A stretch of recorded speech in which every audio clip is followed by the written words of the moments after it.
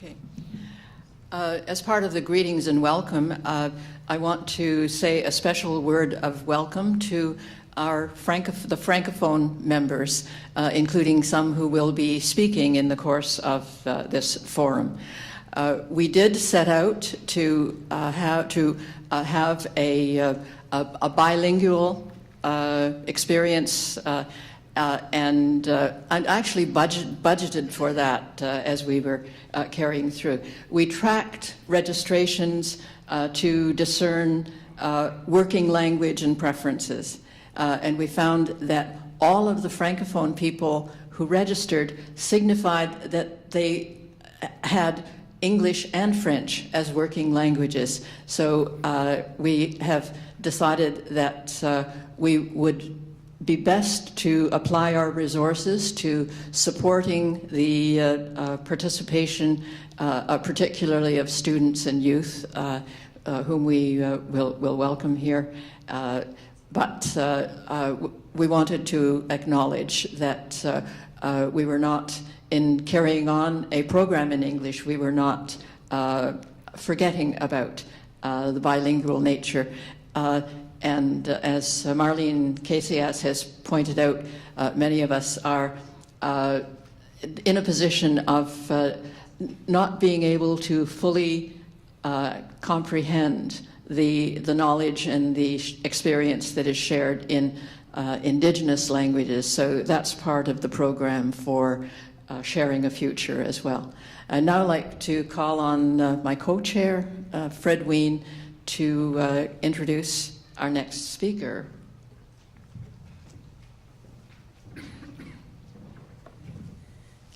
Good evening. It's my pleasure to invite the Honourable Carolyn Bennett to bring greetings and make remarks on behalf of the Government of Canada. She is well known to many people in this room as a Liberal Member of Parliament from St. Paul, former critic of the health portfolio, among others, a Minister of State for Public Health, and now the Minister of Indigenous Affairs and Northern Development. I admire tremendously her commitment, her understanding, and the leadership that she is exercising as Minister.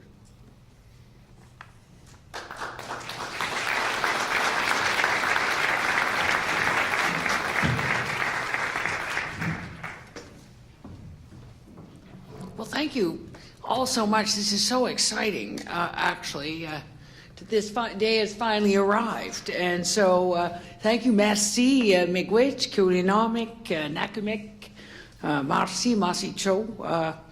It is amazing to be able to acknowledge the significance of this 20th anniversary taking place here in the territories of Treaty 1 and the homeland of the Métis people, as well as the home to many Inuit people here in Winnipeg. And as we all know, the canoe routes of the Assiniboine and Red Rivers have been traveled by Indigenous people for thousands of years. And the rivers represent the meeting point and thousands of years of community. And so thank you, Marlene and Fred, for your warm welcome and your leadership. As you know, I've been looking forward to this ever since you presented the idea, as you said, to us. And thank you, Elder Marlene and Elder Mary and Elder John for beginning this in a extraordinarily good way. And we look forward, as was said, not only for the dialogue and discussion, but to the work that we will all get to do together as we go forward from this event. I think this conference represents a truly critical milestone on our journey of reconciliation as we work on the forum's theme, encouraging sharing the land, sharing a future. The conversations and dialogue, discussions and questions will all play a key role in advancing the vital work of renewal and healing, but also to tackling the tough questions and challenging us all to do better. And as Marlene and Fred know, I was really hoping that this conference would be truly disruptive in us helping to really have a look at what nation to nation means, what Inuit to Crown means, and what it would look like if we were getting that right. So I encourage you all to be disruptive, that we don't want the same old. We actually want to be shooting for where we need to be. Je veux en particulier saluer le travail extraordinaire de Marlene et de Fred dans le cadre de la CRPA. Marlene, as you know, was the co-director of research, and Fred is the deputy director of research. And I think as we see their snowflakes on their lapel, that they exemplify the motto of the Order of Canada in Desiderantes Meliorum Patriam. They desire a better country, and they are national treasures.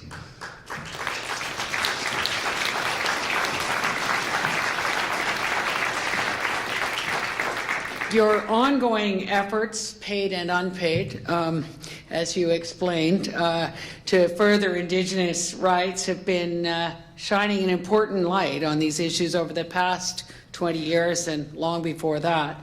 But as successive governments have been challenged to keep pace and demonstrate real change.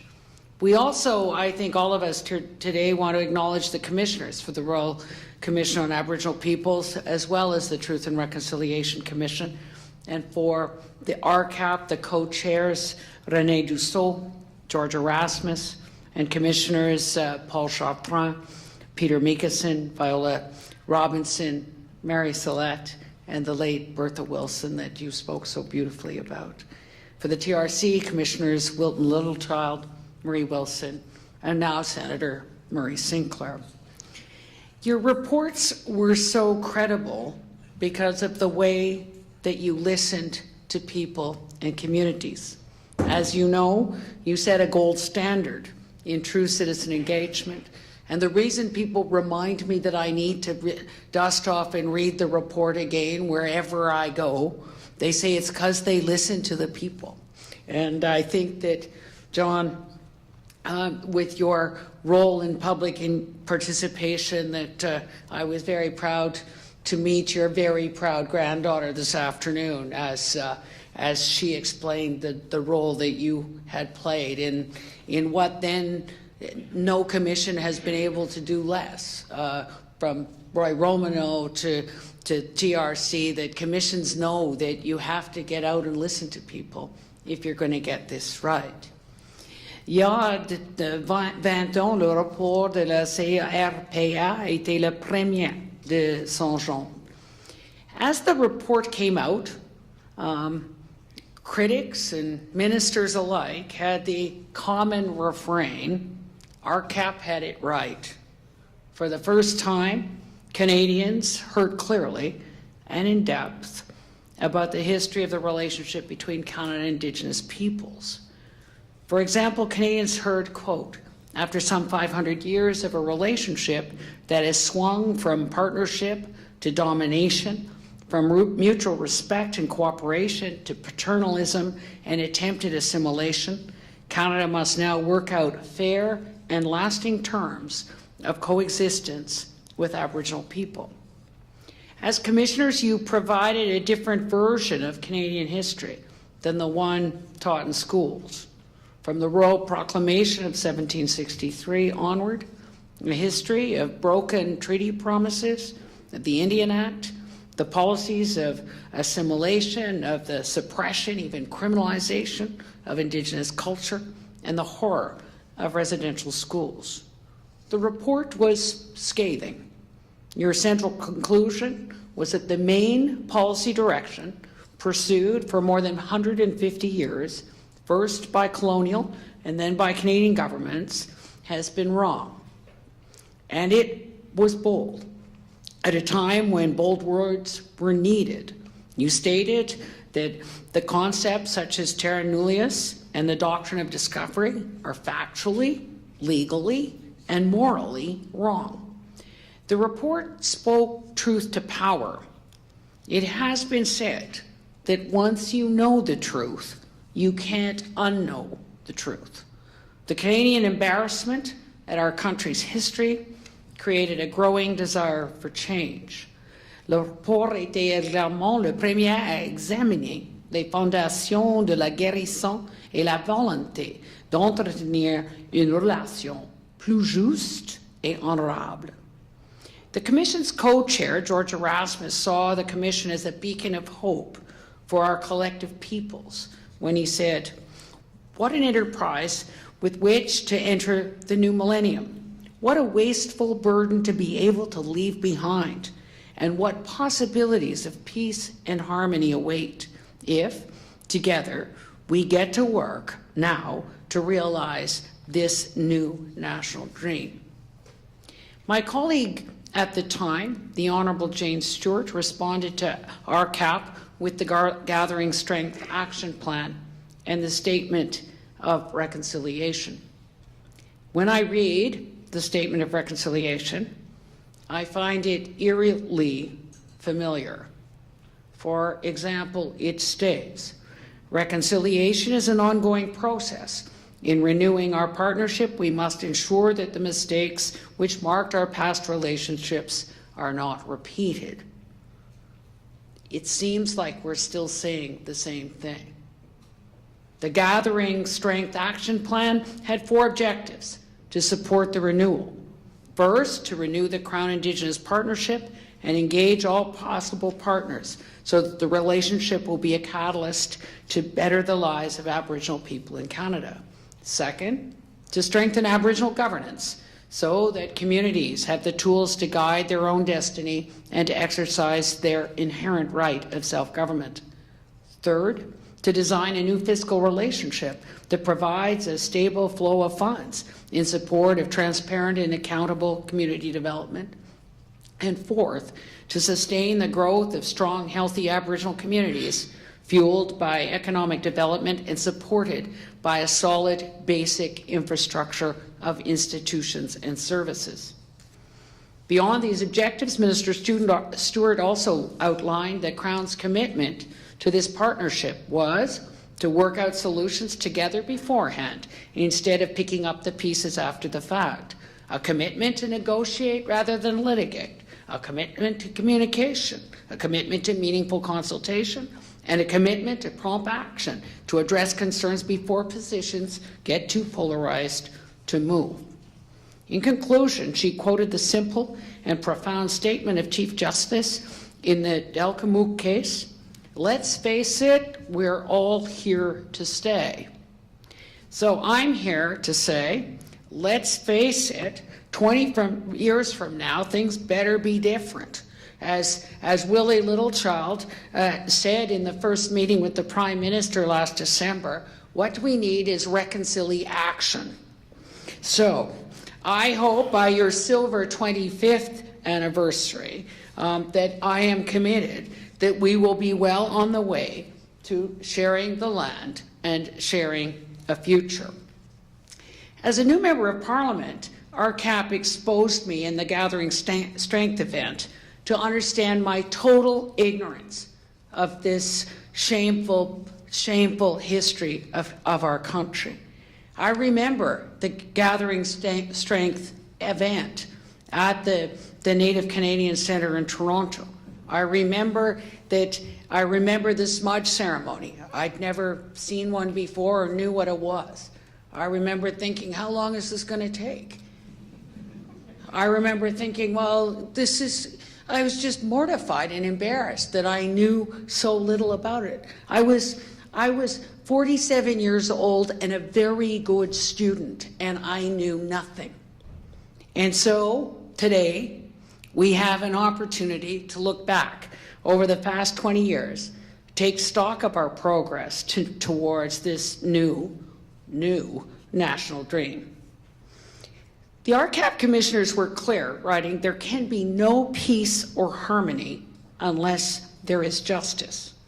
In May of 2006, the Residential School Settlement Agreement was signed by all parties including the late Honourable Jim Prentice, whose recent tragic passing shocked and saddened us all.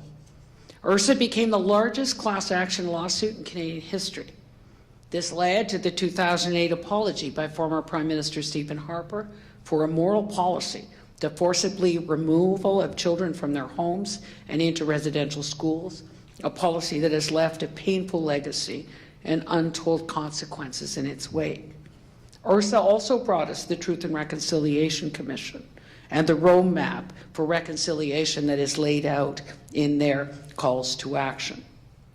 Of the 94 Truth and Reconciliation Commission calls to action, over 40 of them overlap with the calls from Rcap, which is a clear sign that we haven't moved far or fast enough. We still don't even have the publication of a general history of Indigenous people that we can all agree on, which was an Rcap recommendation. In fact, in Volume 1, it said, the Government of Canada will commit to a publication of a general history of Aboriginal peoples of Canada in a series of volumes reflecting the diversity of nations to be completed within 20 years. It is 20 years now. I don't think we have it.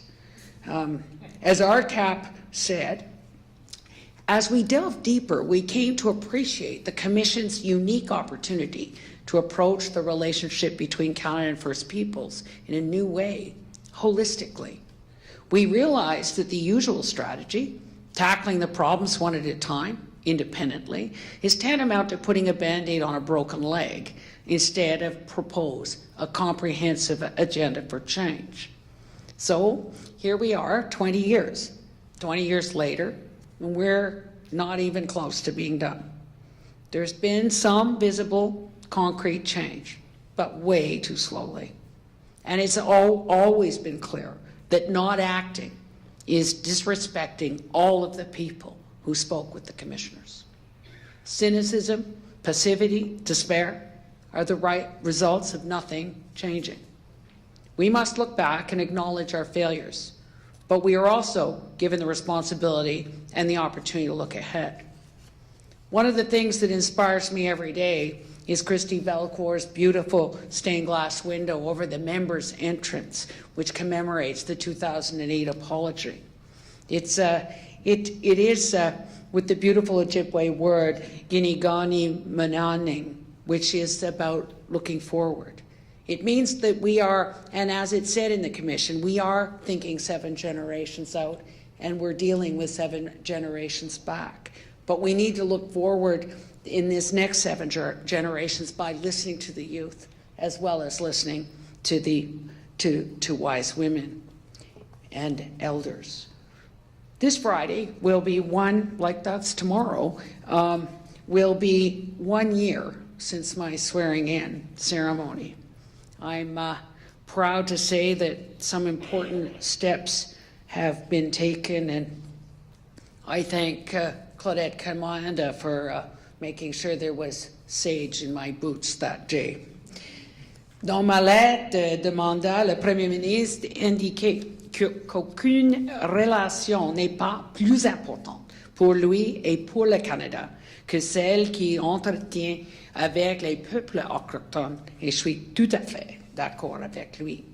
As you know as well, 1 year ago, in the mandate letter to every minister, it stated it's time for a renewed nation-to-nation relationship with Indigenous peoples based on the recognition of rights, respect, cooperation, and partnership. We think that was huge in that it is a whole-of-government approach. This is not only the responsibility of one minister, it's the responsibility of every minister. And that is tough sledding in a government that has been so siloed for forever, and that's the work that we're trying to do together. So we are steadfast in our commitment to nation, Inuit to Crown, government to government, invoking what George Erasmus called the human underpinnings of a new relationship. We have promised early signs of reconciliation by Canada's 150th anniversary, where we will celebrate a year of reconciliation. We have made some progress on the 94 calls to action of the TRC, and 35 of them are well underway for the federal-led areas. A top priority was setting up the commission into the tragedy of missing and murdered Indigenous women and girls. J'ai été honorée de participer à ce processus. But as we heard in the pre-inquiry, so many of the causes of that tragedy were there well in the Rcap report, well there in the TRC. It's a matter of we just need to get on and do this now. We also know that in the recent budget that we've begun to close those gaps that have been identified for so long, needing to address the needed changes, the calls for infrastructure changes from the original Rcap report. As you know, we made the historic investment of $8.4 billion but to improve the conditions of Indigenous people in their communities. And as I was just at the infrastructure conference of the AFN, that this funding is the $4.6 billion over 5 years to help with housing and water and wastewater and education and First Nations and Inuit communities. And as the finance minister reminds me, that wherever he gives a speech, the biggest, most positive response is on drinking water, on First Nations, and that the fact that everybody should be able to turn on the tap in this country and be able to drink from the tap. Because I believe that we won't be able to truly renew our nation-to-nation relationship until every family and every First Nation community in Canada is able to turn on the tap and drink the water. Nous savons également maintenant qu'il est nécessaire d'offrir aux enfants un environnement d'apprentissage qui respecte de leur culture. We need to close the shameful gap of 62% of Indigenous young adults on reserve not finishing high school, compared to only 13% of non-Indigenous kids. But we need to listen to the youth. When you listen to the youth, it's totally inspiring. What the youth want is language and culture. What the youth want is on-the-land programming. And whether it's the Inuit Youth Council or the Youth Council in Attawapiskat, the kids are asking for the same thing. They want to have an attachment to the land. They want to know their language and culture. And that is how they are going to succeed in education and health outcomes and economic outcomes. They need a secure personal cultural identity that will lead to their resilience, their self-esteem, and their sense of control over their lives. They need Indigenous pedagogy that is learning by doing. We have to stop the colonial approach of having kids copy off blackboards at the front of a room. That this is not working. And the kids are learning physics by trying to get their canoe forward in a wind. The kids are learning biology by cleaning a fish. The kids are learning chemistry by using the brain of a deer and tanning the hides. This is so disturbing that we still have in way too many classrooms in this country. Teachers standing at the front reading off a clipboard. None of us could do well that way, and that we need to get back to what was the Indigenous way, which was learning by doing. Murray Sinclair has said that in reminding us of the Rcap legacy, that we have described for you a mountain and we have shown you the path to the top, and we call on you to do the climbing. We need to speak the words of apology in humility, and when those words are needed, to start with the healing and shameful actions of the past. But we also need to deal with all Canadians right now about the unacceptable level of racism in this country. That this is not going to work until we name it, until we deal with it, and that every Canadian is prepared to correct misinformation and correct the attitudes that are holding everyone back. I believe in acknowledging and repairing the injustice of the past, but also acknowledging and repairing the injustices of the present, that we will mark an opportunity to look forward together towards the brighter future and to the next 150 years of Confederation. We need to bring all Canadians with us.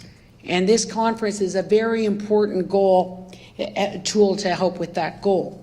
La réconciliation s'adresse à tous les Canadiens. We need to be speaking to the 96% of Canadians who are non-Indigenous. We have to climb that mountain together.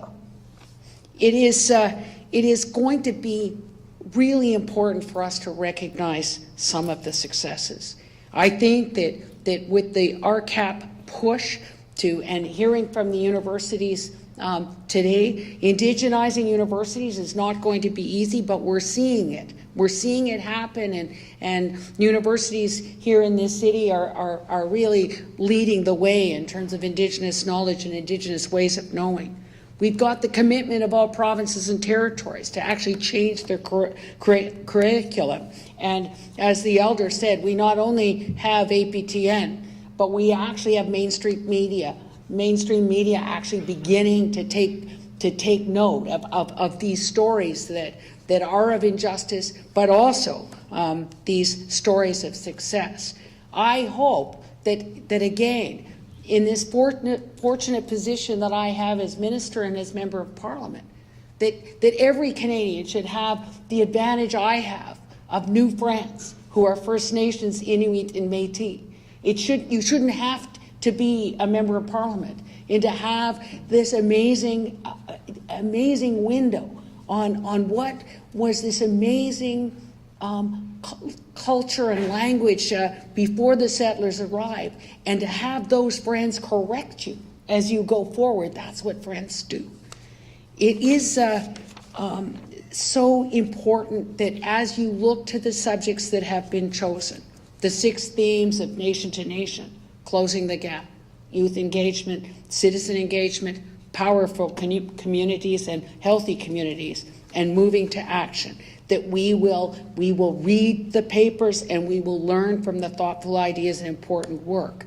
But together we're going to have to work with all Canadians to do this work. It means next year the street party in my riding will include the men from the Native men's residence and the transitional housing at the end of their street. We actually have to do this business of work together. We actually need the scholars to be asking the tough questions and putting really, really important solutions out on the table. I was interested in reading the Nation to Nation piece, the Completing Confederation paper, which was of the Transitional Governance Project. If the history of Indigenous Crown relations teaches us anything, it is that as much as the Crown must honour its provinces, it cannot have more than an enabling and accommodating role in Indigenous social, political and economic development. This is not a call for benign neglect. Rather, we urge federal, provincial and territorial governments at the political and bureaucratic level to embark on their own critical self-examination of where their policies and actions continue to maintain the colonial mindset and hinder progress for Indigenous people and the creation of better long-term relationships between Indigenous and other Canadians. Next year, as we celebrate Canada 150 and the Year of Reconciliation, it is my sincere hope that we will have made progress, that the progress is in part because of the conversations that we've had at this forum. We have this year ahead where the 4 themes, one of them is reconciliation, one is youth, one is the environment, one is diversity. In some ways, they're all about reconciliation, and that we actually have to take that work forward. And as Gord Downey said at his concert 2 weeks ago, we have 150 years behind us that we need to learn from, and we've got 150 years ahead, and we better just get to work. So as on the day of the TRC ceremony in Ottawa in June of 2015, Hereditary Chief Ray Jones reminded us of the Gitsin phrase, Shedim ama gau dingu mel, meaning the canoe must be uprighted. So in closing, I want to tell you a little story about a canoe I almost dumped. That really was, I had to do this interview for BBC Hard Talk, which is well named. But thankfully, I just come off the river, North Saskatchewan River in Batoche, with a group of kids from La Loche, and he explained. So when I was asked by the interviewer, why do you think this is any better time? Everybody's failed. Why do you think that this can be any better? And I said, well, you know, when I was paddling with these kids from one of the, challenged communities in our country yesterday, we actually hit this huge rock. We actually got into water so shallow we had to get out and walk the canoe through. But the current was with us, and we got where we were going, and we're going to get it done this time. So thank you, merci, miigwech, kuyanomik, nakumik, masi, masi cho.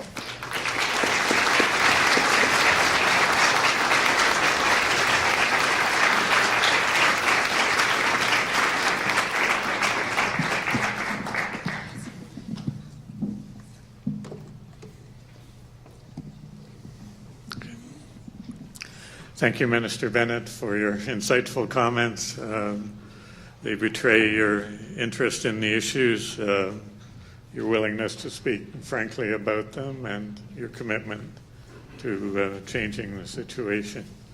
I had to laugh this morning because your office was all over me this morning. They were determined that they wanted to get copies of all the background papers, and the implication was that you were going to read them on the plane, and if not then, you would get to them tonight.